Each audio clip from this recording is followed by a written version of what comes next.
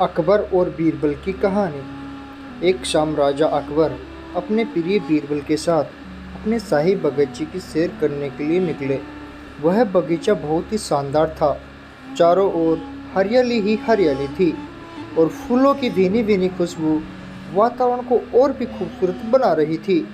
ऐसे में राजा को जाने क्या सूझा कि उन्होंने बीरबल से कहा, बीरबल, हमारा मन है कि इस हरे भरे बगीचे में हम हरे घोड़े में बैठकर घूमें। इसलिए मैं तुम्हें आदेश देता हूँ कि तुम 7 दिनों के अंदर हमारे लिए एक हरे घोड़े का इंतजाम करो।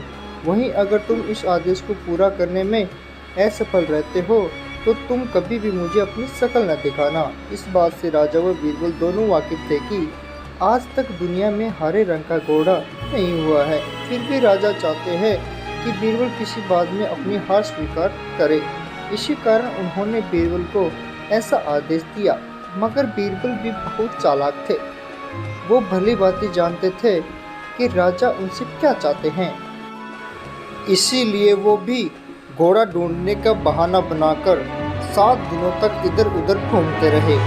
8वें दिन बीरबल दरबार में राजा के सामने पहुंचे और बोले, महाराज, आपकी आज्ञा के अनुसार मैंने आपके लिए हरे घोड़े का इंतजाम कर लिया है, मगर उसके मालिक की 2 शर्तें हैं। राजा ने उत्सुकता से दोनों शर्तों के बारे में पूछा। तब बीरबल ने जवाब दिया, पहली शर्त यह है कि उस हरे घोड़ों को लाने के लिए आपको स्वयं जाना होगा। राजा इस शर्त के लिए तैयार हो गए। फिर उन्होंने दूसरी शर्त के बारे में पूछा। तब बीरबल ने कहा, घोड़े के मालिक की दूसरी शर्त यह है कि आपको घोड़ा लाने के लिए सप्ताह के 7 दिनों के अलावा कोई और दिन चुनना होगा। यह सुन राजा हैरानी से बीरबल की ओर देखने लगे।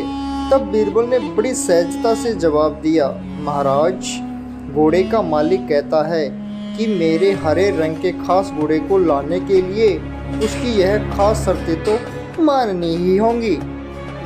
राजा अकबर बीरबल की यह चतुराई भरी बात सुनकर खुश हो गए और मान गए कि बीरबल से उसकी हार मनवाना वाकई में बहुत मुश्किल काम है।